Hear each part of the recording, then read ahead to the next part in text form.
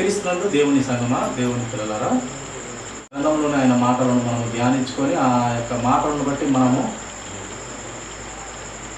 సత్యంలో నడువుటకు, సర్వసత్యమైన క్రీస్తులో ఎదుగుటకు, పవిత్రులుగా ఉండుటకు, నీతి నిజాయితీ యథార్థత కలిగి ఉండుటకు వాక్యం మనకు అన్ని విధాలా మనకు మేలు చేస్తుంది. ఇలా ఇందాకనే పాటలో చదువుకున్నాము, చాలా విలువైనటువంటి పాట అది. ఆ యొక్క పాటలో వాక్యము ఎంత గొప్పదో భక్తుడు చక్కగా వివరించి వాక్యాన్ని చక్కగా ఆ యొక్క పాటలు రాయించినాడు. ఆ వాక్యము చాలా గొప్పది కనుక ఆ వాక్యాన్ని మనసు ఉంచుకుంటే ఈ యొక్క అపవాది కానీ క్రియలు సాగకుండా మనం దేవునిలో ఎదుగుటకు దేవుడు అతిదైన కృప అందరికీ దయచేస్తాడు. కనుక అట్టి వాక్యాన్ని నమ్మి విశ్వసించి మన హృదయాలలో స్థిరపరచుకుంటే దేవుడు కృప చూపి అతిదైన జ్ఞానం మనకు ఇస్తాడు. ఆ గ్రంథంలో నుండి యెహెజ్కేలు గ్రంథము 37వ అధ్యాయము 23, 24 వచనము చదువుకున్నామండి. 22, 23 చదువుకున్నాము. వారికి మీదట ఎన్నటికీ 2 జనములుగాను 2 రాజ్యములుగాను ఉండకుండానట్లు ఆ దేశంలో ఇశ్రాయేలుల పర్వతముల మీద వారిని ఏక జనముగా చేసి, ఇశ్రాయేలు పర్వతముల మీద, ఆ పర్వతముల మీద, ఆ కొండ మీద ఇశ్రాయేలు దేశాన్ని దేవుడు ఆ ప్రజలను ఎంతగానో ప్రేమించి ధర్మశాస్త్రాన్ని ఇచ్చి వారిని కాపాడుకోవాలని, రక్షించుకోవాలని వారికి సత్యం తెలిపి విధులు పెట్టి శాసనాలు పెట్టి ఎంతో ఆ దేశం మీద ప్రేమతో ఆ యొక్క ఇజ్రాయేల్ దేశము చాలా దేవునికి ఇష్టమైన దేశం, ఇష్టమైన రాజ్యం. అది పరలోక పట్టణానికి ఒక మాదిరిగా కూడా, ఒక మాదిరిగా దేవుడు ఆ యొక్క పట్టణాన్ని ఎంచుకున్నాడు. కనుక ఆ పట్టణము చాలా ప్రేమించినటువంటి దేవుడు. ఆ పట్టణంలో ఉన్నటువంటి ప్రజలు వ్యతిరేకులైనప్పటికీ, చాలా విధాల్లో దేవునికి తిరగబడినప్పటికీ ఆయన మళ్ళీ ప్రేమిస్తూ ఆదరిస్తూ వచ్చినాడు. ఇక్కడ చదువుకున్న లేఖనంలో 2 జనములుగా ఉండకూడదు. దేవుని ఆలోచన ఏంటంటే వారికి మీదట ఎన్నటికీ 2 జనములుగాను 2 రాజ్యములుగాను ఉండకుండానట్లు ఆ దేశంలో ఇశ్రాయేలుల పర్వతముల మీద వారిని ఏక జనముగా చేసి, ఏకము జనముగా చేయాలనేది దేవుని ఆలోచనలో గొప్ప ప్రణాళిక. ప్రియ నిజంగా ఇప్పుడు మనము సంఘాలలో లేక మినిస్ట్రీస్, డినామినేషన్స్, చాలా స్వస్థత శాలలు చాలా ఉన్నాయన్నమాట. చాలా రకరకాల భక్తులు కనపరిచే ఒక్కొక్క సంఘంలో ఒక్కొక్క రకంగా నడుచుకునే తత్వాలు. కానీ బైబిల్ గ్రంథం మటుకు ఒకే దారిగా, ఒకే ఆలోచనగా ఉంది. కానీ రకరకాలుగా విడిపోయి రకరకాలుగా ఎవరికి తోచినట్టు వారు దేవుని ప్రేమ ఇంతే, మాకు అర్థమైంది ఇంతే, మీకు అర్థమైంది మీకంతే అన్నట్టుగా ఉన్నది. ఏంది అంటే అది విషయము, ప్రతి విషయంలో నిజంగా ఒక దైవజనుడు, మంచి దైవజనుడు, మంచి అంటే సత్యంలో ఉన్నటువంటి దైవజనుడు ఏం చెప్పినాడంటే, మన చిన్న చిన్న సంఘాలలో కానీ లేక పెద్ద పెద్ద మినిస్ట్రీస్లో కానీ ఇంకా సందుగొందుల్లో మందిరాలు కానీ ఎక్కడన్నా కానీ లేక ఈ ఇళ్లలోనే కానీ ఎక్కడన్నా కానీ ఈ సంఘాలలో అంతా ఇంచుమించుగా ఎన్ని పొరపాట్లు ఉన్నాయని ఆయన చెప్తున్నాడంటే 3,000కు పైచిలుగా 3,000 పైచిలుగా పొరపాటులో ఉన్నారంట. సత్యం తెలియని పిల్లలుగా ఉన్నారు. 3,000 పొరపాట్లలో ఉన్నారు. అంటే తప్పులని అనకూడదంట, పొరపాటు అది. అదే పొరపాట్లో ఉన్నారు. ఇప్పుడు ఒక్కొక్క సంఘంలో చిన్న ఎగ్జాంపుల్ కొన్ని అనుకుందామా. ఒక సంఘంలో సంసోను గారి బొచ్చులోనే అనగా వెంట్రుకల్లోనే బలం ఉంది అని నమ్ముతారు ఒక సంఘం, లేక ఒక సంఘంలో ఉండేటువంటి పిల్లలు.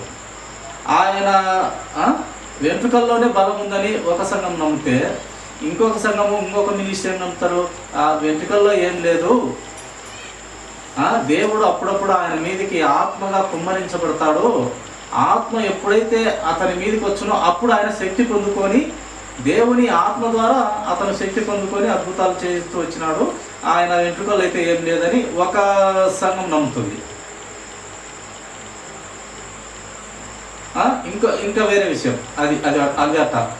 మళ్ళీ ఒక సంఘం ఏం చెప్తుంది, దశమ భాగాలు బాగా లాగండి అని కొన్ని సంఘాలలో చెప్తారు. దశమ భాగం అంటే 100 రూపాయలు సంపాదిస్తే 10 రూపాయలు ఇవ్వాలి, 1,00,000 రూపాయలు సంపాదిస్తే 1000 రూపాయలు ఇవ్వాలి, ఇది దశమ భాగం. కొన్ని సంఘాలు ఏం చెప్తారంటే దశమ భాగాలు వద్దు నాయన, అది ఎప్పుడో పాత నిబంధన కాలము, ఇప్పుడైతే దేవుడు కొత్త నిబంధనలో మనకేం చెప్పినాడంటే, నీకు కలిగిన కొలది, నీవు ఆశీర్వదించబడిన కొలది, నీ మనసులో అనుకున్నది ఎంతైనా ఇవ్వచ్చు. ఒక్కొక్కసారి ఆ చర్చికి కానీ ఆ మందిరానికి కానీ లేక ఏదైనా మీటింగులు పెడతారు, సభలు పెడతారు, అవసరమైతే దశమ భాగానికి మించి ఇవ్వాల్సిన పరిస్థితి వస్తుంది. కానీ ఖచ్చితంగా దశమ భాగాలే ఇవ్వాలని కొన్ని సంఘాలలో చెప్తారు, కొన్ని సంఘాలలో దశమ భాగాలు అవసరం లేదు, మన శక్తికి తగ్గట్టు ఇవ్వాలి అని యేసుక్రీస్తు ప్రభు వారు చెప్పినారని ఇట రెండు ద్వంద్వ ఆలోచనలో రకరకాల ఇలాంటి పొరపాట్లతో ఇంచుమించుగా 3,000 పైచిలకు ఈ పొరపాట్లు సంఘాలలో దొర్లుతూ ఉన్నాయి, జరుగుతూ ఉన్నాయి. కానీ ఎవరు ఏ సంఘంలో పోయేవాళ్ళు అదే నమ్ముతారు. ఇంకో సంఘంలో ఏం జరుగుతుంది, ఇంకోసారి ఏం జరుగుతుంది, ఏది సత్యము, ఏది అసత్యము, ఏది దయ్యం బోధ, ఏది సత్యవంతుడైన దేవుని బోధ అనేది గుర్తించడం లే. ఎన్ని సంవత్సరాలనవో, ఎన్ని 30 సంవత్సరాలవో, 40 సంవత్సరాలవో, ఎన్ని లక్షల అనుభవం ఎంత ఉన్నా కూడా ఆ గుడ్డిగా ఆ సంఘం ఏం చెప్తే అదే నమ్మడమే. కానీ అన్నిటిని పరిశీలించాలి. దేవుని వాక్యం ఏం తెలియపరుస్తా ఉందంటే, నీవు సైతాను కానీ లక్షణాలన్నీ నువ్వు గుర్తెరిగి ఉండాలి, సైతాను కానీ కుయుక్తులన్నీ నువ్వు తెలుసుకొని ఉండాలి. ఏది సత్యము, ఏది అసత్యం అనేది నువ్వు తెలుసుకోవాలి. ఫస్ట్ విశ్వాసి, ఆయన రక్తంలో కడగబడిన పిల్లలు ఏది తెలుసుకోవాలి, సత్యం ఏంది, అసత్యం ఏంది అనేది తెలుసుకోవాలని లేఖనం తెలియపడుతుంది. దేవుని మాట ఏం చెప్తున్నదంటే ప్రియులారా, ఇక్కడ ఆ యొక్క దేశంలో చూడండి, 2 జనములుగా ఉండవద్దు, ఆ యొక్క ఇశ్రాయేలు పర్వతము మీద వారిని ఏకజనముగా చేసి, ఇది ఒక సాదృశ్యం. ఈ విశ్వమనే ఈ అందరూ సార్వత్రిక సంఘం అనగా ఏమన్నాయినా అర్థమైందా? సార్వత్రిక సంఘం అంటే నీకు ఏమన్నా ఐడియా ఉందా? సార్వత్రిక సంఘం అంటే ఇప్పుడు ఒక సంఘానికి, ఏదో ఒక సంఘానికి ఒక ఎబ్రోని కానీ లేక ఒక బ్రదర్ అని కానీ పెంతుకొస్తాను, ఇలా చాలా రకాలు ఉన్నాయి. అన్ని సంఘాలు, ఎబ్రోను, పెంతుకోస్తు, బ్రదరను, ఇలాంటి అన్నీ కలిపి సార్వత్రిక సంఘం అని అదొక మాట. అందరు కలిపి ఎవరిని మనము ఆరాధించేది దేవుని యేసు ప్రభుని, అన్ని గుడిలలో ఆరాధించే దేవుణ్ణి యేసు ప్రభువే. కానీ ఈ యొక్క సాతాను వ్యక్తుల ద్వారా మోసపరచబడుతున్నారు. సత్యం కొన్ని చోట్ల ఒక చోట కరెక్ట్ ఉంటే ఇంకో చోట కరెక్ట్గా లేదు. ఒక చోట కొంతమంది పునరుత్థానమే లేదని నమ్మేవారు ఉన్నారు. పునరుత్థానం అనగా చనిపోయిన తర్వాత మనం లేపబడము, మనం లేవము అని నమ్మేవారు ఉన్నారు. ఒకసాట ఇంకొక కొన్ని సంఘాల్లో తండ్రి దేవుడు తప్ప ఎవరు లేరు అసలు అని నమ్మేవాళ్ళు ఉన్నారు. తండ్రి యెహోవా సాక్షులు వారు. ఇలాంటి ఒక 3,000 దాకా మన సంఘాలలో దొరుకుతున్నాయి తప్పులు, పొరపాట్లు. ఇవి దిద్దుకునే క్రమము తెలియాలంటే బైబిల్ బాగా పఠించి ప్రతి సంఘాలలో మనము ఎవరు ఎలాగ నడుచుకుంటున్నారు, ఏది కరెక్ట్ అనేది పరిశీలన చేయమని దేవుని వాక్యం మనకు తెలియపరుస్తూ ఉంది. పరిశీలించాలి, ఏది సత్యము, ఏది నిజము. అనేది పరిశీలించమని చెప్తుంది. దేవుడైతే ఒకటే సత్యం, అది సార్వత్రిక సంఘం అంతా ఒక్కటిగా ఉండాలని మీరు చెప్తున్నారు, దేవుడు చెప్తున్నాడు. కానీ ఈ సంఘాలలో ఏం జరుగుతుంది? ఒక సంఘంలో కర్చీపులు అమ్మొద్దని చెప్తారు, నూనె డబ్బాలు అమ్మొద్దని ఒక సేవకులు కొంతమంది చెప్తారు, లేదా ఆ సేవకులను అక్కడ ఉన్నటువంటి విశ్వాసం కాపాడే పెద్దలు చెప్తూ ఉంటారు, ఈ కర్చీపులు ఇదంతా ఇది దేవుని చిత్తం కాదు, ఈ నూనె డబ్బాల మీద దేవుని చిత్తం కాదు. ఇంకో సంఘాలు అయితే ఆ నూనె డబ్బాలే ఫ్యాక్టరీలుగా పెట్టి అమ్ముతూ ఉన్నారు. ఏది సత్యము అనేది కనుగొనడమే ఆ దేవుని చిత్తం. ఫస్ట్ సత్యంలో నడవడమే, సత్యాన్ని గ్రహించడమే, పరిశీలించడమే, ఆయనను తెలుసుకోవటమే జ్ఞానం అని చెప్పిన దేవుణ్ణి మనము పరిశీలించాలి.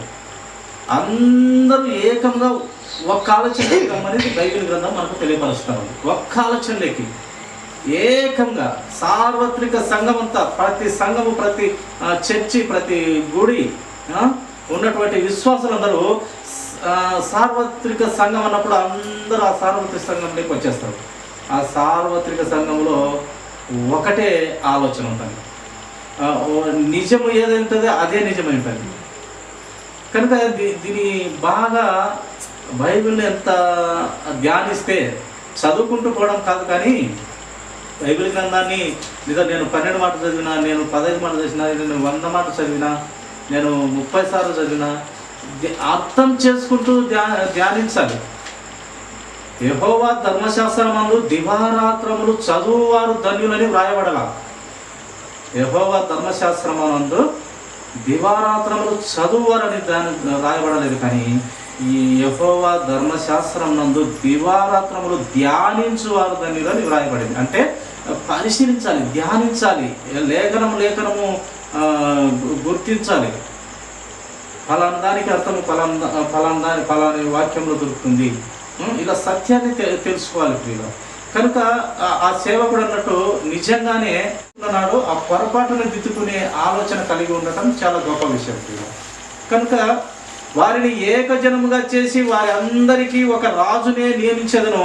తమ విగ్రహముల వలన కానీ, తాము చేసి ఉన్న హేయ క్రియల వలన కానీ, ఏ అతిక్రమముల వలన కానీ వారికి మీదట తమ్మును అపవిత్రపరుచుకొనరు. తాము నివసించిన చోట్లన్నిటిలో వారు మానక పాపములు చేయకుండా వారిని రక్షించి వారిని పవిత్రపరచదును. పాపములు చేయకుండా పవిత్రపరుస్తాను. ఒక సార్వత్రిక సంఘం తయారు కావాలి నాకు అని దేవుని వాక్యం తెలియపరుస్తుంది. కనుక ప్రియులారా, ఈ యొక్క పొరపాట్లు ఉన్నాయి, వాటిని మనము ఆ సత్యంలోకి ఎదిగేదానికి మనము కనుక్కోవాలి ప్రియులారా.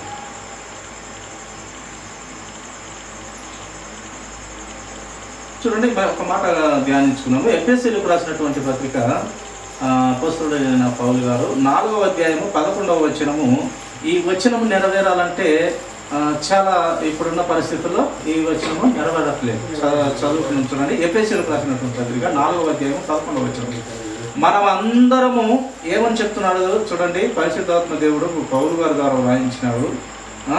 ఏమంటున్నాడంటే, మనం అందరము విశ్వాస విషయములోను దేవుని కుమారుని గూర్చిన జ్ఞాన విషయములోను ఏకత్వము పొంది సంపూర్ణ పురుషులకు వరకు, సంపూర్ణ పురుషులవగా ఎవరి యందు దేవుని కుమారుని గూర్చిన జ్ఞాన విషయంలో ఆయనలో ఒకటి కరెక్టు, కానీ మనము నానా విధాలుగా ఇది కరెక్ట్ ఉంటుంది. కానీ దేవునిలో అయితే ఒకటే కరెక్ట్. ఏక విషయం, ఏకత్వము పొంది సంపూర్ణ పురుషులు అవ్వాలి. సంపూర్ణ జ్ఞానం సంపాదించుకోవాలి. సంపూర్ణ జ్ఞానం ఏంటంటే, ఒక వాక్యం బోధిస్తూ ఉంటే ఎవరైనా సరే దాన్ని సంపూర్ణంగా గ్రహించిన పిల్లలై ఉండాలి. సంపూర్ణంగా గ్రహించని పిల్లలుగా లేకుంటే అపవాది దూరి మనము అసత్యం లేక నడిపిస్తాడు. సంపూర్ణ జ్ఞానం కావాలంటే దేవుని సంబంధమైన, దేవుని ఆలోచనలకు సంబంధమైన ఏకత్వం మనం పొందాలి. ఆ ఏకత్వం పొందితే సంపూర్ణ పురుషులైతాం. ఈ సార్వత్రిక సంఘం అంతా ఒక్క ఆలోచనలోకి రమ్మని దేవుని వాక్యం తెలియపరుస్తాము. సార్వత్రిక సంఘం అంతా ఒకే ఆలోచన, అది క్రీస్తు ఆలోచన, అది క్రీస్తులో ఉన్నటువంటి కరెక్ట్ అయిన ఆలోచనలోకి సార్వత్రిక సంఘము, అన్ని సంఘాలు కూడా ఒక్క దాంట్లోకి రావాలి అని తెలియపరుస్తున్నారు.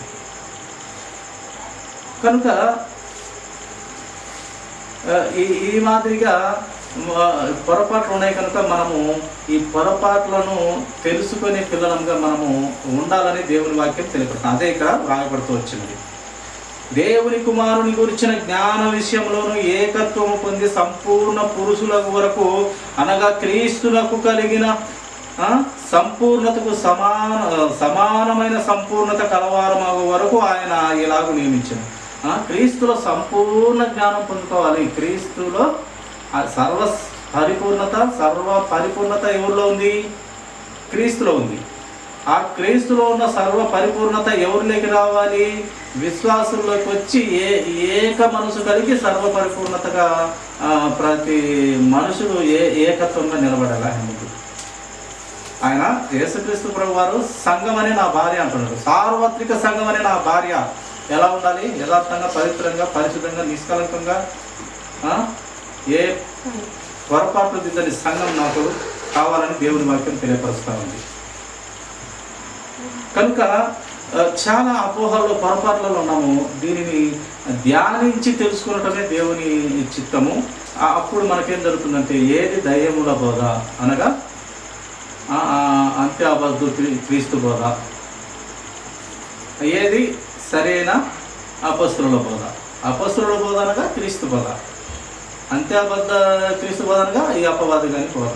వాని లయాలన్నీ, వాని కొయ్యెత్తులు, వాని మంత్రతత్వములన్నీ తెలుసుకొని ఎరిగిన పిల్లలుగా ఉండాలని దేవుని ఆలోచన. వాడు ఎన్నో రకాలుగా పడేస్తాడు. వాడు మనము బుద్ధి లేకుండా, వాక్యాన్ని ధ్యానించకుండా వానిలో పడిపోతే మనము క్రీస్తులో ఏకత్వం పొందలేము. క్రీస్తులో ఏకత్వం పొందాలంటే దేవుని వాక్యాన్ని బాగా చదవాలి. ప్రియులారా, చూడండి, మరొక మాట చదువుతున్నాము. కొరింథీయులకు రాసినటువంటి పత్రిక, మొదటి పత్రిక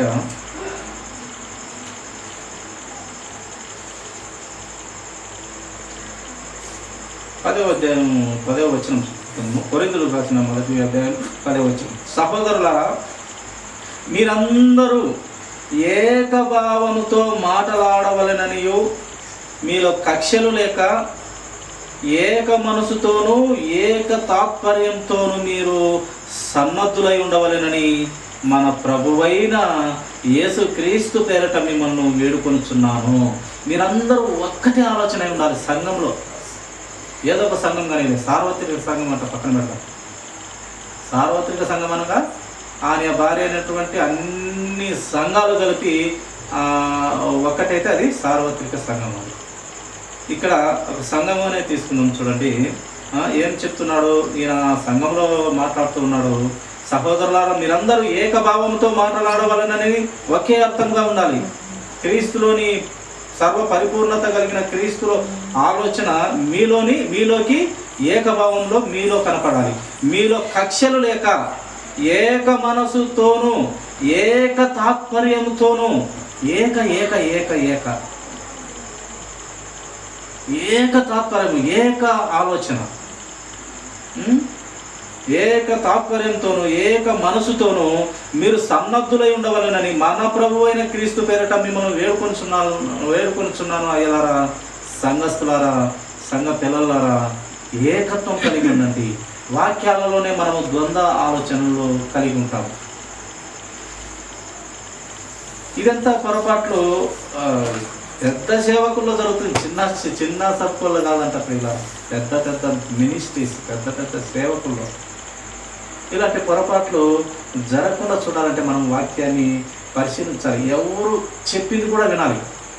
నాకే అంతా తెలుసునంటే మనకి ఏమి తెలియదని అర్థం ఉంటుంది. నాకు అంతా తెలుసులే అంటే వానికి ఏం తెలియదని అని పెద్దవాళ్ళు అంటున్నటువంటి మాట నేను చెప్పేది కాదు. కనుక ఏ చిన్న ప్రసంగికుడు, ఏ చిన్న సేవకుడు ఏ అర్థము వారి ద్వారా బయలుపరుస్తారో దేవుడు తెలియదు. వారికి వాక్యము దేవుడు అర్థమయ్యేటట్టు ఎవరిలో సత్యాన్ని పెట్టి మాట్లాడతారో తెలియదు. అన్నీ వినాలి, అన్నీ విని సత్యం ఏదో గైకొనాలి, కనుగొనాలి. కనుక ఇతడు చిన్న సేవకులే, ఇతడు చిన్నవాడు, నిన్న మొన్న పితరగాయలే అని అంటుంటాడు. కానీ దేవుడు ఎప్పుడు ఎవరిని ఎన్నుకుంటాడో తెలియదు. ఒకనొక సమయం యేసుక్రీస్తు ప్రభువారు చిన్న పిల్లలకు బట్టి దేవుని స్తుతిస్తాడు. ప్రభువా, ఈ చిన్న పిల్లలను మీరు జ్ఞానం ఇచ్చినందుకు నీకు కృతజ్ఞతాస్తుతులు. ఈ చిన్న పిల్లలకు జ్ఞానం ఇచ్చినందుకు. ఓపారి చిన్న పిల్లలు జ్ఞానంగా నడుచుకున్నారంట యేసు ప్రభు చూసినప్పుడు. ఈ చిన్న పిల్లలకు ఇంత జ్ఞానం ఇచ్చిన దాన్ని బట్టి నీకు కృతజ్ఞతాస్తుతులు అని అన్నాడు. నిజంగా ఒక యాన్న మీటింగ్లో, అది అందరూ కలెక్టర్లు కూర్చున్నటువంటి మీటింగ్లో అంట, ఒక క్వశ్చన్ వేస్తే ఆ క్వశ్చన్కి ఆన్సరు 1వ తరగతి పాప చెప్పిందంట. అక్కడ ఉన్నటువంటి కలెక్టర్లు అందరూ చెప్పలేని ఆ క్వశ్చన్కి ఆన్సరు 1వ తరగతి పాప లేదా 3వ తరగతి పాప ఆ యొక్క క్వశ్చన్కి ఆన్సర్ చక్కగా ఇవ్వగలిగింది. అంతమంది జ్ఞానులు, అంతమంది అందరూ కలెక్టర్ల మీటింగ్ అది. కానీ 3వ తరగతి పాప దగ్గర ఆన్సర్ దొరికిందంటే అది దేవుని వారిలో బయలుపరిచినాడు ఆ సత్యాన్ని, ఆ యొక్క నిజాన్ని, ఆ యొక్క ఆన్సర్ని. అలాగా దేవుడు ఎక్కువ జ్ఞానం ఉన్న వారికి జ్ఞానం అయితే ఇవ్వడు, కానీ ఎందుకు పనికివాని ఎర్రివానిగా అనుకున్న వానికి జ్ఞానం ఇచ్చి దేవుని పనిలో వాడుకుంటాడు. కనుక వీరు చిన్నవారు, వారు పెద్దవారని మనం అనుకున్నది. కానీ ప్రతి ఒక్కరి దేవుని వాక్యము ప్రతి ఒక్కరు ఎవరేం చెప్తున్నా వినాలి వినాలి వినాలి. వినగా నీకు సత్యం అర్థమవుతా వస్తుంది, బోధపడతా ఉంటుంది. వినాలి, చదవాలి, గ్రహించాలి, ధ్యానించాలి వాక్యాన్ని. కనుక ఏకతాత్పర్యంతోనూ మీరు సన్నద్ధులై ఉండవలేనని మన ప్రభువైన క్రీస్తు పేరిట మిమ్మల్ని వేడుకొంచున్నాను. ఏక మనసుతో ఉండండి, ఏకాత్మ కలిగి ఉండండి. అనగా ఏక మనసుతో అంటే ఇప్పుడు ఆరాధన జరుగుతుంది, అందరినీ ఏక మనసు కలిగి కుమారుణ్ణి, తండ్రి అయిన దేవుణ్ణి ఆడ మనము ఘనపరుస్తాం. అక్కడ 50 మంది ఉన్నప్పటికీ ఒకే తాత్పర్యము ఆలోచన కలిగి, దేవుని ఆలోచన కలిగి ఒక్కరంగా స్తుతించినట్టు సంఘమంతా కూడా ఒక్కడైన దేవుణ్ణి స్తుతిస్తూ ఉంటారు. అలాగా ఈ యొక్క సార్వత్రిక సంఘమంతా కూడా అలాగా ఉండాలని ఆ దేవుని ఆలోచనగా ఉన్నది. కనుక ప్రతి పొరపాటును మనం దిద్దుకోవాలంటే వాక్యాన్ని బాగా ధ్యానించాలి, ప్రతి ఒక్కరు చెప్పింది వినాలి, గ్రహించాలి, ధ్యానించాలి, చదవాలి, ధ్యానించాలి, గ్రహించాలి, వినాలి. ఎప్పుడు మనకు దేవుని వాక్యం మనకు హృదయంలోకి వస్తుంది. ఎప్పుడైతే దేవుని వాక్యం వస్తుందో అప్పుడు మనకు జ్ఞానము దేవుడు ఇస్తూ వాక్యము ఇక్కడ ఒక వాక్యం అక్కడ ఒక వాక్యం అర్థమవుతా వస్తుంది. చూడండి, చివరిగా ఒక మాట మనము మాట్లాడుకొని ముగించుకున్నాము. ఫిలిప్పీలకు రాసినటువంటి పత్రిక 3వ అధ్యాయము 15వ వచనం మాట చదువుకొని ముగించుకున్నాము. కాబట్టి మనలో సంపూర్ణమైన వారం అందరము ఈ తాత్పర్యమే కలిగి ఉందాము. అప్పుడు దేని గురించి అయినను మీకు వేరు తాత్పర్యము కలిగి ఉన్నాడలా అది దేవుడు మీకు బయలుపరచును. కనుక ఈ యొక్క తాత్పర్యము ఏ ఆలోచనలో మనం ఉంటామో ఆ ఆలోచన దేవుని సంబంధమైనదిగా, దేవుని ఆలోచన అయిందిగా, దేవుని చిత్తమైనదిగా ఉంటే అప్పుడు అందరూ ఏకత్వంలోకి వస్తారు. కనుక నా జీవితాలలో అందరం కూడా వాక్యాన్ని శ్రద్ధగా చదివి ధ్యానించాలి. ధ్యానించడం వేరు, చదవడం వేరు. అందుకే యెహోవా వాక్యం